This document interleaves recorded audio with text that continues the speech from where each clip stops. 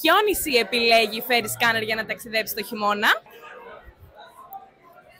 Θέλω να μου πεις ποιο είναι το νησί που θα επισκεφθόσουν το χειμώνα. Σαμοθράκη. Γιατί? Άνετα. Γιατί έχει βουνό. Έχει το φεγγάρι και μπορείς να το ανοίξεις. Φεγγάρι μόνο εκεί? Ναι, μόνο εκεί, μόνο εκεί. Το μου την Ηρακλιά, που είναι παντός καιρού. Είναι για όλες τις εποχές και την αγαπώ πολύ. Θα ξαναπήγαινα στην Άνδρο. Άνδρο!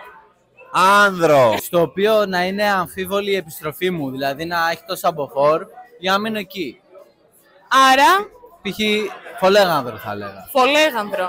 Ναι, Το έχεις κάνει ποτέ, έχεις ξεμείνει Φολέγανδρο? παραλίγο. I think Αιγίνα. Νομίζω τη Σύρο.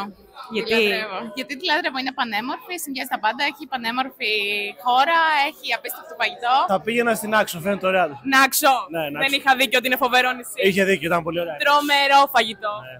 Απίστευτο, θα φάτε πολύ καλά. Γιατί την Άνδρο? Πήγα το καλοκαίρι και μ' άρεσε, οπότε θα ξαναπήγαινα και το χειμώνα. Για να δεις πώς είναι και το χειμώνα. Έχει πολύ ωραία σπίτια, πολύ ωραίες παραλίες, ταβέρνες. Να πάρουμε ένα σπίτι στην Άνδρο. Παίζει να είναι πανάκριβα, αλλά είναι πολύ όμορφα. Είναι πολύ όμορφα. Είναι ωραίο νησί και μεγάλο. Έγινα, ξέρω εγώ, που είναι δίπλα. Εντάξει ρε Νίκο, Και τη Σαλαμίκονο.